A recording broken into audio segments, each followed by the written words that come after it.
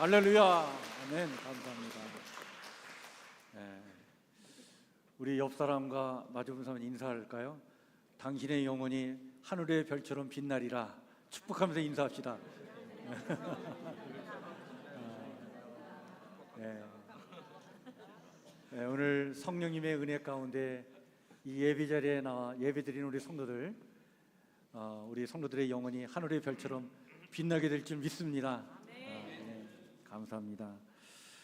오늘 요엘서 우리가 평상시 잘 읽지 않는 말씀이지만 이 요엘서 말씀을 가지고 오늘 내가 내 영을 만민에게 부어 주리니라고 하는 제목의 말씀을 좀 나누고자 합니다.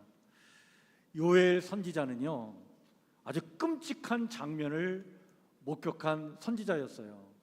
그 장면이 바로 뭐냐면 메뚜기 떼의 재앙이었습니다. 사람의 말로는 형용할 수 없는 놀랍고 끔찍한 장면이었어요. 풀어야 할 밭이 이 메뚜기 떼가 그냥 갑자기 습격해 오니까 한순간에 말라버리는 거예요. 무성해야 할 포도나무는 가지만 앙상이 드러내었습니다. 먹을 것도 없는 상황에 하나님 앞에 나아가 예배를 드릴 때에 그 제단에 드릴 곡식이 없었어요. 기름을 부어드려야 되는데 기름도 없는 그런 지경에 놓여지게 됩니다. 이 끔찍한 장면을 당한 사람들은 땅을 치며 통곡하고 울었습니다. 이런 탄식이 터져 나왔어요. 이는 여호와의 날이 가까웠음이라 전능자에게서 이 재앙이 이르렀도다. 아, 하나님이 이 재앙을 우리에게 주시는 거구나. 여러분, 대략 기원전 835년에서 796년 사이에 남왕국 유다의 8번째 왕 요아스가 통치하던 시기, 당시에 아수르라는 제국이 근동 지역의 강대국으로 등장하기 이전에 요엘이 선지자로 활동했을 때 이때 이 사건이 일어났습니다. 이 사건으로 말미암아 나라 전체가 아주 총체적인 혼란과 붕괴의 상황에 놓여지게 되었어요. 여러분, 농업 중심의 사회에서 메뚜기 떼의 재앙은 정말 경제의 붕괴였습니다. 생명의 위협이었어요. 요엘은 이 재앙이 단지 자연현상만이 아니라 그 속에 하나님의 사인이 있다. 어떤 사인? 심판을 향한 사인이다 라고 하나님의 말씀을 받아 전합니다. 그래서 이렇게 외치죠. 이것은 여호와의 날 곧 하나님의 심판이다. 이 끔찍한 사건은 곧 임하게 될 하나님의 심판의 날을 우리에게 미리 보여주는 사인이다 라고 하는 겁니다. 그러면서 하나님의 심판의 말씀을 강력하게 전하죠. 왜 이 심판의 말씀을 이 요엘 선지자가 전했냐면, 당시 하나님을 섬기는 이스라엘 백성, 유다 백성이요, 하나님을 섬긴다고 하는데 입술로만 섬기지 도무지 그 마음이 하나님께 가까이 있지 않았던 거예요. 종교는 있었지만 영성과 신앙은 죽어 있었습니다. 예배는 있었지만 회개는 없었어요. 제사장은 있었지만 백성들 향한 눈물이 없었습니다. 제단은 있었지만 하나님이 흠양할 만한 향기가 없었어요. 형식은 있었지만 완전히 알맹이가 빠진 그러한 종교만 있었습니다. 이런 영적인 무감각, 나태함, 그리고 진실로 하나님 없이 살아가는 그 삶에 대한 하나님의 징계가 반드시 있을 것이다 라고 이 메뚜기 떼의 재앙을 통해서 하나님의 심판의 말씀을 전합니다. 그런데 동시에 이 요엘 선지자는 심판의 메시지만 전하는 게 아니라 이 메뚜기 떼의 이 습격은 하나님께서 우리에게 주신 기회라는 거예요. 어떤 기회? 회개할 수 있는 기회라는 겁니다. 그래서 우리가 다시 회개하고 돌아가기만 한다면 하나님 우리를 살려주실 것이다. 그래서 오늘 요엘서 2장 우리가 읽은 12절 13절에 요엘 선지자는 이렇게 외치죠.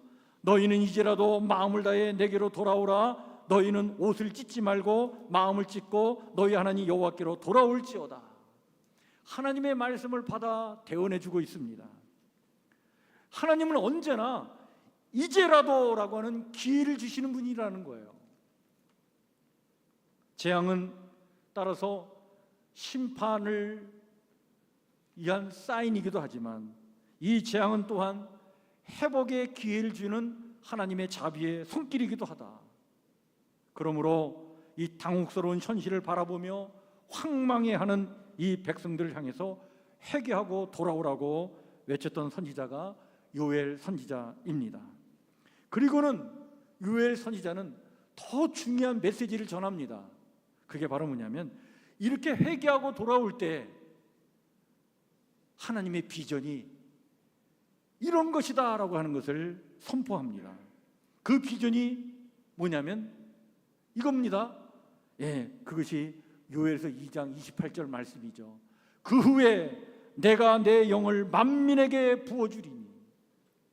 회개하고 돌아오면 하나님께서 당신의 영 성령을 만민에게 부어주시는 그런 새로운 역사가 이 땅에 임할 것이다 라고 하는 새로운 역사에 대한 비전, 새로운 세상에 대한 비전을 품고 이 말씀을 전했던 선지자가 요엘 선지자입니다.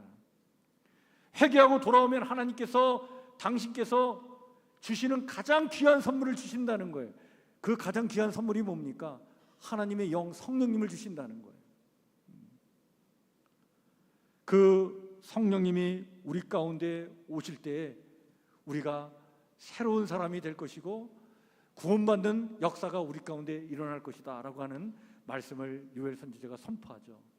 여러분, 이 구약 성경에서 요엘서는 이런 의미에서 매우 중요한 말씀입니다. 여러분, 구약 성경에서 성령이 어떤 분이신지, 성령이 우리에게 어떤 의미가 있는지, 또 성령은 언제 우리 가운데 임하시는지, 성령이 오시면 우리에게 어떤 일이 일어나는지 이것을 일러주는 말씀이 요엘서예요. 그래서 요엘서는 너무나도 중요한 말씀입니다. 여러분, 먼저 오늘 우리가 읽은 말씀 중에 요엘서 2장 28절부터 32절 말씀은 성령은 오늘 우리에게 어떤 의미가 있는지를 세 가지를 통해서 우리에게 일러줍니다. 첫 번째는 바로 뭐냐면 성령은 회개한 심령 위에 또 회복된 영혼 위에 주어지는 하나님의 선물이다라고 하는 사실입니다.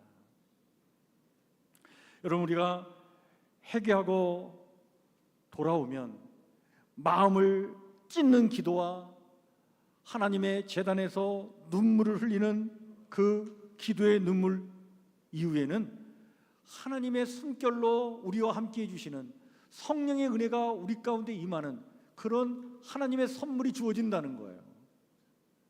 그래서 요엘은 이렇게 말씀을 전하지 않습니까? 너희는 이제라도 마음을 다해 내게로 돌아오라.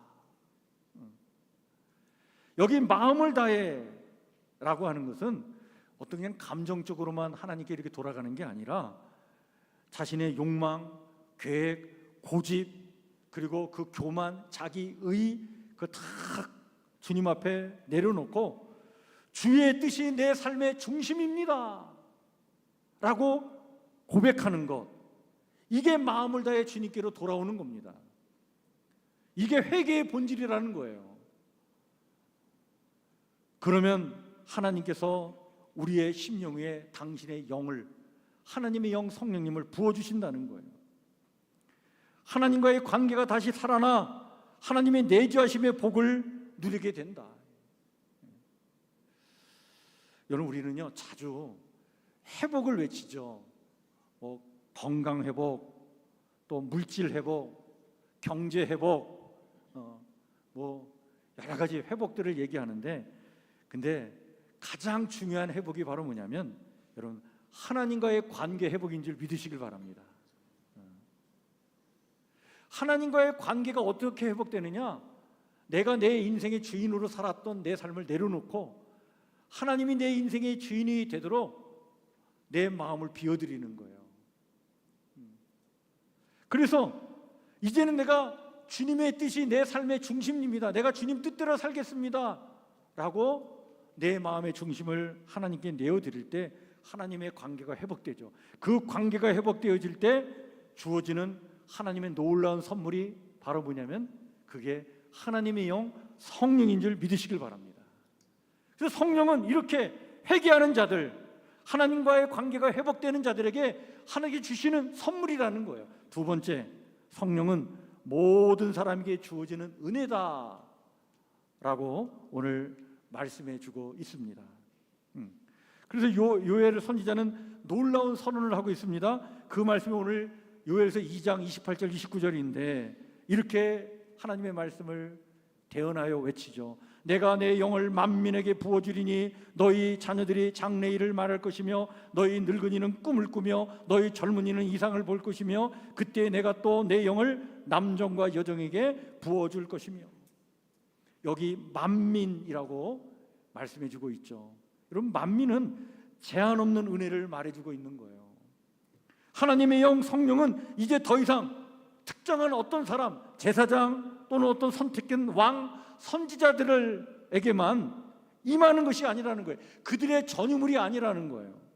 하나님은 노인과 청년, 남자와 여자, 자유인과 종에게까지 그 경계를 넘어선 은혜로 만민에게 부어지는 하나님의 선물로 이 땅에 오신다는 거예요.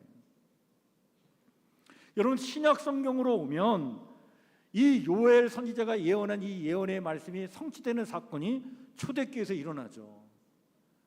예루살렘 초대교회 그 마가의 다락방에서 예수님의 제자들과 초대교회 성도들이 모여 기도를 합니다. 오순절 날이었습니다. 성령께서 강력하게 역사하시죠. 베드로가 성령께서 강하게 역사하시는 그 모습을 보면서 요엘 선지자의 이 예언의 말씀을 인용해서 그 자리에서 이렇게 선포하지 않습니까? 이는 곧 선지자 요엘을 통하여 말씀하신 것이니 일러스되 하나님이 말씀하시기를 말세에 내가 내 영을 모든 육체에 부어주리니 너희의 자녀들은 예언할 것이요 너희의 젊은이들은 환상을 보고 너희 늙은이는 꿈을 꾸리라. 그렇게 예언했는데 그 예언이 지금 이 자리에 이루어졌도다라고 베드로 사도가 선포하는 말씀이 나오지 않습니까? 그날 그 마가의 다락방에서는요, 사람들이 정말 이해할 수 없는 일이 일어났어요. 놀라운 일이 일어난 거예요. 성령이 강한 바람으로 임하더니 그곳에서 성도들이 모여서 막 기도하고 말을 하는데 그 말소리가 갓곧 자기가 살던 그 지역의 방언의 소리로 들리는 거예요. 이집트에서 온 사람은 이집트 말로 들리고 메소포타미아에 온 사람은 메소포타미아 말로 들리고. 놀라운 역사죠. 어떻게 이런 일이 일어날까? 그리고 성령이 임하게 되자 그 자리에 모였던 성도들이요 담대하게 나가서 복음을 전하는 거예요. 전에는 예수님처럼 십자가에 못 박혀 죽을까 봐 두려워 떨던 사람들이 성령의 역사가 임하니까 나가서 담대히 복음을 전합니다. 평범한 어부들이 성경을 해석을 하는데 그 성경에 해석된 말씀이 얼마나 기가 막힌지 사람들이 막 감동을 받는 역사가 나타나는 거예요. 사람들이 놀라워합니다. 야, 이 사람들이 어찌 이런 능력을 행하는가? 베드로는 요엘서의 말씀을 인용하면서 이야기합니다. 이 일이 바로 약속된 성령의 부으심입니다. 요엘 선지자에게 약속한 그 약속이 지금 이 자리에서 이렇게 일어나고 있는 것입니다. 여러분, 오늘날 교회가 잃어버린 힘을 다시 찾고 우리 신앙인들이 상실한 그 생동감을 다시 회복하는 길은 성령의 역사인 줄 믿으시길 바랍니다. 여러분, 성령의 충만한 은혜가 우리 가운데 임하지 않으면 우리는 정말 능력이 없어요. 힘이 없이 살아갈 수밖에 없는 존재들입니다. 여러분, 성령이 없으면 설교는 메아리에 불과한 거예요. 성령이 없으면 찬양은 형식에 불과합니다. 성령의 역사가 없으면 기도는요 메마른 울음에 불과해요.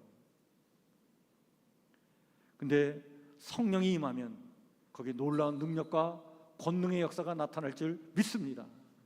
어둠의 세력이 사라지고 바른 정신과 바른 마음을 갖고 바른 영으로 이 땅을 살아가는 놀라운 일이 나타나는 거예요.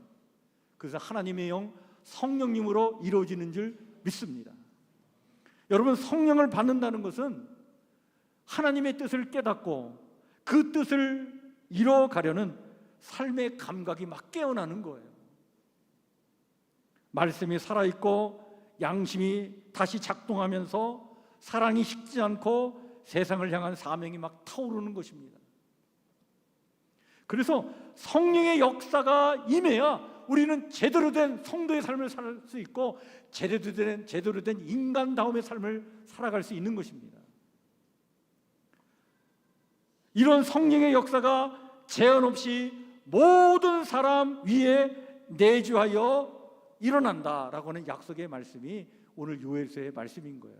세 번째는 성령은 말세의 증표이면서 구원의 통로이다라는 사실을 오늘 말씀해 줍니다.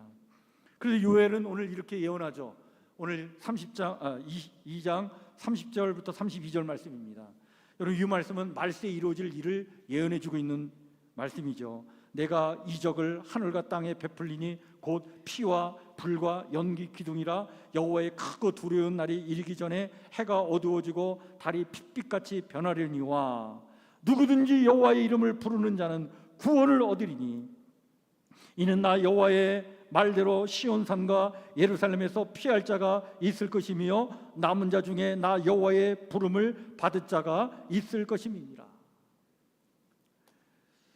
말세 때에 정말 하늘이 어두워지고 달이 핏빛같이 변하는 그런 끔찍한 일들이 벌어질 텐데, 근데 그 말세 때에 성령의 역사가 임한다는 거예요. 성령의 역사로 말미암아 어떤 일이 일어나느냐? 누구든지 여호와의 이름을 부르는 자는 뭘 받아요? 구원을 얻는 역사가 나타나게 될 줄 믿습니다. 이것이 말세 때 일어나는 일이고 말세의 증표이며 그 증표로 성령이 우리 가운데 역사하셔서 구원의 은혜를 우리에게 베풀어 주신다는 말씀입니다. 그렇습니다. 여러분, 우리가 지금 하나님의 이름을 부르는 자로 이 땅을 산다는 것, 그것은 뭘 의미하느냐? 하나님께서 말세 때에 이미 우리에게 은혜를 베푸신 그런 하나님의 선물을 받았다는 증표인 줄 믿으시길 바랍니다. 여러분, 이 시대에 이렇게 참 자기중심적이고 참 삭막하고 각박한 이 시대에 내 욕심, 내 욕망, 내 교만, 내 어떤 자만심, 이런 걸 다 내려놓고 하나님 뜻 가운데 살려고, 하나님 말씀 중심으로 살려고, 그리고 하나님 바라보고 살려고 이 신앙의 길에 들어선다는 것, 이게 놀라운 역사 아닙니까? 기적과 같은 거예요. 근데 여러분, 이 일이 어떻게 이루어지냐면 이게 성령의 역사인 줄 믿으시길 바랍니다. 말세 때 이렇게 성령의 역사가 우리 가운데 임해서 누구든지 그의 이름을 부르는 자는 구원을 얻게 해주신다는 거예요. 따라서 여러분, 지금 우리가 이렇게 주일날 나와서 하나님 바라보고 늘 하나님 의지하고 살고 있다는 그 자체가 이미 성령을 받은 증거이며 하나님의 귀한 선물 성령을 받은 증표임을 믿으시길 바랍니다. 하나님의 선물 성령의 역사가 아니면 이러한 일이 일어날 수 없는 거예요. 이런 절박한 부르심, 그 부르심은 오늘도 우리를 향해 이렇게 외치고 있죠. 성령을 받으라. 성령을 받으라. 여러분, 이 성령을 받으라고 하는 하나님의 이 음성은요, 지금이야말로 은혜 받을 만한 때요, 지금이야말로 구원의 날이다 라고 하는 하나님의 마지막 사랑의 그런 외침인 줄 믿으시길 바랍니다. 이런 절박한 부르심에 응답하기 위해서 우리에게 있어야 될 것은 무엇일까요? 어떻게 하면 성령이 실로 우리 안에 임재하실까요? 우리와 함께 하실까요? 그것을 오늘 요엘서 2장 앞부분 12절부터 17절은 딱 이것은 하나다라고 얘기합니다. 그게 뭘까요? 그것은 바로 회개하는 일이다 라고 하는 거예요. 회개하면 이 일이 이루어진다는 거예요. 따라서 마음을 찢는 회개가 우리 가운데 일어나야 되는데, 마음을 찢는 회개를 통해 성령의 역사가 실로 우리 가운데 일어나기 때문에 그 회개야말로 성령의 통로가 된다라고 일러주면서, 이렇게 마음을 찢는 회개가 성령의 통로가 되는 이유를 세 가지로 오늘 우리에게 말씀해 주고 있습니다. 첫 번째가 바로 뭐냐면, 하나님은 형식이 아닌 우리의 내면의 회개를 원하시고 그것을 통해 우리 가운데 임하신다라고 하는 사실입니다. 여러분, 요엘 선지자가 오늘 이렇게 외치고 있지 않습니까? 2장 13절 말씀이죠. 우리 한번 같이 읽을까요? 시작. 너희는 옷을 찢지 말고 마음을 찢고 너희 하나님 여호와께로 돌아올지어다. 여러분, 구약 성서 시대의 하나님의 백성들은요, 정말 하나님 앞에 회개할 때 옷을 찢었어요. 정말 어렵고 힘든 일을 당할 때 옷을 찢었습니다. 너무 괴로운 일을 당할 때도 옷을 찢었어요. 그 옷을 찢으면서 탄식하는 거예요. 하나님, 왜 이런 괴로운 일이 저에게 일어납니까? 혹시 저에게 무슨 죄가 있습니까? 제가 이 죄를 회개하오니 하나님 용서해 주옵소서. 그런 마음으로 옷을 찢는 거예요. 그래서 성경을 읽다 보면 옷을 찢는 장면의 이야기가 참 여러 나오죠. 그런데 오늘 하나님은 요엘 선지자를 통해서 하시는 말씀이, 이제는 옷 찢지 말라는 거예요. 겉옷 찢는 것 이제 그만하라는 거예요. 하나님 그런 형식적인 일을 받지 않으신다는 거예요. 이제 찢으려면 뭘 찢어야 된다? 너의 속마음을 찢으라. 여러분, 속마음을 찢는다는 건 뭘 의미합니까? 우리의 안에서 무너져야 될 것은 바로 뭐냐면, 우리의 자아, 우리의 위선, 우리의 교만, 우리의 자기의, 이것이 무너져야 된다는 거예요. 이 내면에서 이 내면의 우리 세계가 이게 무너지지 않으면 하나님 만날 수 없다. 이 내면의 회개가 있을 때 성령은 우리 가운데 임하신다라고 하는 겁니다. 여러분, 이렇게 우리가 마음을 찢고 회개할 때 어떤 하나님을 만나게 될까요? 오늘 요엘은 이렇게 우리에게 말씀을 전합니다. 2장 13절 말씀이에요. 여호와는 은혜로우시며 자비로우시며 노하기를 더디하시며 인애가 크시도다. 예, 우리가 마음의 문을 찢고 하나님께 나아가면 하나님은요, 우리를 외면하지 않으십니다. 은혜로 우리를 맞아주시는 거예요. 자비로 우리를 회복시켜 주시는 거예요. 당신의 그 사랑, 인애로 우리를 감싸 안아 주시는 겁니다. 이런 하나님의 은혜가 성령의 은혜와 능력으로 우리 가운데 임할 줄 믿습니다. 두 번째는, 회개는 예외가 없다. 제사장들조차 울어야 한다라고 일러주고 있습니다.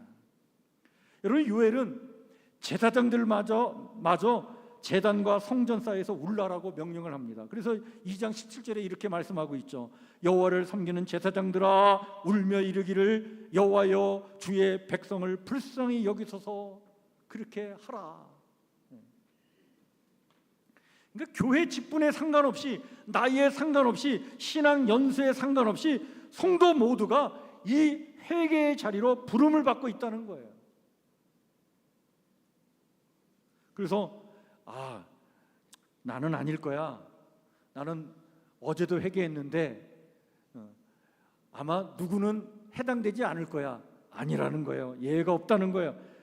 이 회개 자리는 예외 없이 우리가 다 나가야 될 자리라는 거예요. 그래서 오늘 15절 16절에 이런 말씀도 주지 않습니까? 너희는 시온에서 나팔을 불어 거룩한 금식일을 정하고 성회를 소집하라. 백성을 모아 그 모임을 거룩하게 하고 장로들을 모으며 어린이와 젖 먹는 자를 모으며 신랑을 그 방에서 나오게 하며 신비도 그 신방에서 나오게 하고. 그러니까 어린아이와 젖 먹는 자까지도 다 나오라는 거예요. 갓 결혼해서 이제 신방을 꾸민 신랑과 신부도 그 방에서 나오라는 거예요. 예외가 없다는 거예요. 왜? 회개의 자리는 그게 축복의 자리이기 때문에 그렇습니다. 하나님의 선물을 받는 자리입니다. 그 회개의 자리는 예외가 없다. 마지막 세 번째, 결국 회개는 성령을 위한 길을 닦는 일이다라고 오늘 말씀해 주고 있습니다. 여러분, 광야에서 외쳤던 세례 요한이 뭐라고 외쳤습니까? 회개하라, 그리하여 주의 오실 길을 준비하라, 이렇게 외치지 않았습니까? 예, 여러분, 성령은 죄를 덮는 곳에 임하지 않습니다. 성령은 우리의 죄를 드러내고 회개하여 그 죄를 해결할 때, 그때 성령께서 우리 가운데 임하실 줄 믿습니다. 성령은 무질서한 방언과 열광의 소리가 아닙니다. 성령은 삶을 하나님께 맞추려는 눈물의 결단, 침묵의 순종, 거룩한 열망 속에 임하시는 거예요. 여러분, 회개야말로 성령을 위한 공간을 비우는 일입니다. 자기의 고집과 자랑, 계획과 염려를 내려놓고 내 안에 오시옵소서라고 그렇게 부르는 자에게 하나님은 가까이 오셔서 자신의 영을 부어주시는 거예요. 따라서 성령을 위한 길을 닦는 마음으로 우리는 울며 기도해야 합니다. 여호와를 섬기는 제사장들은 울며 이르기를이라고 요엘 선지자가 외쳤던 것처럼 우리는 눈물 흘리면서 기도해야 합니다. 이 기도의 응답으로 성령은 우리 가운데 오실 줄 믿습니다. 여러분, 이 요엘 선지자가 살던 시대와 오늘 우리의 시대는요, 많은 면에서 닮았어요. 요엘이 살던 시대는요, 메뚜기 떼 재앙으로 모든 것이 당혹스러운 때였습니다. 국가, 경제, 생존, 신앙 자체를 흔드는 재앙이었죠. 하나님은 그런 재앙 속에서 미래 비전을 제시했습니다. 성령이 임하여 새로운 구원의 역사가 펼쳐질 새로운 세상을 보여주신 거예요. 오늘 우리 시대도 기후위기로 인한 폭우, 폭염, 전염병, 전쟁과 핵의 공포, 인간관계의 단절, 가족의 붕괴, 영적 공허함, 교회와 신앙의 쇠퇴, 신뢰 상실 등등 마치 거센 메뚜기 떼가 이 세상을 휩쓸고 가는 듯합니다. 이런 혼란한 세상 속에서 오늘 하나님은 요엘 선지자를 통해 우리에게도 미래 비전을 제시하고 계신 것입니다. 성령이 임하여 새로운 구원의 역사가 펼쳐질 새로운 세상을 우리에게 지금 꿈꾸게 하시고 그런 세상을 지금 열어 보여주고 계신 것입니다. 우리는 당혹스러운 현실에 망연자실하여 하나님의 인재의 은총을 잃어버리고 무기력한 모습으로 허덕이는 삶을 살면 안 됩니다. 하나님이 열어가실 새로운 내일을 준비하는 하나님의 거룩한 백성들이 되어야 합니다. 그것을 위해 하나님은 오늘도 우리에게 말씀하고 계신 것입니다. 내가 내 영을 만민에게 부어주리니. 여러분, 성령의 강력한 역사야말로 우리의 희망입니다. 우리 위에 임하는 하늘에서 부어지는 성령의 단비를 간절히 사모하시길 바랍니다. 그리고 마음을 찢는 회개의 기도를 드리심으로 하나님과의 그 친밀한 관계 속에서 하나님 부어주시는 최고의 선물 성령을 부어받고 그 성령의 은혜와 능력으로 성도답게 멋지게 용기 있게 힘차게 활기차게 이 땅을 살아가는 하나님의 거룩한 백성 다 되시기를 주의 이름으로 간절히 축원해 드립니다. 누구든지 여호와의 이름을 부르는 자는 구원을 얻으리니. 그렇습니다. 여러분, 진실로 지금 우리가 구할 것은 단지 형통함이 아닙니다. 단지 회복이나 어떤 응답도 아닙니다. 우리가 구해야 할 것은 하나님의 영, 성령입니다. 매일의 삶에서 성령을 사모하는 그런 마음으로 기도를 드리는 기도의 사람 되길 바랍니다. 주님, 제 마음을 찢습니다. 제 안에 임하옵소서. 이렇게 성령의 간절한 은혜를 사모하면서 찬양하고 기도하고 말씀을 묵상하며 살아가는 성도들 되길 바랍니다. 여러분, 매일 이른 아침 새벽에 나와 기도함으로 하루를 여는 성도들 있죠. 또 매일 아침 교회에서 보내드리는 말씀 묵상 자료를 읽고 기도하면서 하루를 시작하는 성도들이 있습니다. 여러분, 아침을 이렇게 기도와 말씀으로 열어간다는 것, 이거야말로 참 복된 일이에요. 성령의 임재하심의 은총이 그들 가운데 임하게 될 줄 믿습니다. 또 출근하기 전에, 어떤 일을 감당하기 전에 정말 잠시 틈을 내서 기도하는 성도들이 있습니다. 하나님의 은혜를 구하고 능력을 구하는 성도들이 있죠. 그들을 통해 성령의 충만한 은혜가 우리의 삶 가운데 반드시 임하게 될 줄 믿습니다. 여러분, 하루를 어떤 소망으로, 어떤 태도와 어떤 자세로 열어가느냐, 매우 중요한 거예요. 여러분, 우리가 이렇게 기도하는 마음으로, 성령의 은혜와 능력을 사모하는 마음으로 그런 태도를 가지고 하루를 열어갈 때 우리의 삶의 방향은 달라집니다. 우리의 삶의 결과도 달라질 것입니다. 하나님의 임재하심의 은총 속에 아름다운 삶의 열매를 맺게 되는 놀라운 역사가 나타나게 될 줄 믿습니다. 그것을 소망하시면서 여러분, 이 무더운 8월의 여름, 불같은 성령의 능력과 물같이 시원하게 임하시는 성령의 은총 속에서 여러분, 승리의 삶을 살아가는 우리 성북교회 성도 모두가 되시기를 축복합니다. 예, 기도하겠습니다. 하나님, 우리의 옷이 아니라 마음을 찢고 주님께 돌아갑니다. 주님, 우리를 받아 주시옵소서. 성령님, 우리 가운데 임재하여 주시옵소서. 요엘의 예언처럼 오늘 우리 위에도 주의 영을 부어주셔서 남녀노소 또 나이 든 사람 어린 사람 상관없이 하나님의 그 은혜와 축복 속에 성령의 은혜와 능력 가운데 살아갈 수 있도록 하나님 우리와 동행하여 주시옵소서. 주의 은혜를 간절히 구하오며 예수님 이름으로 기도하옵나이다. 아멘.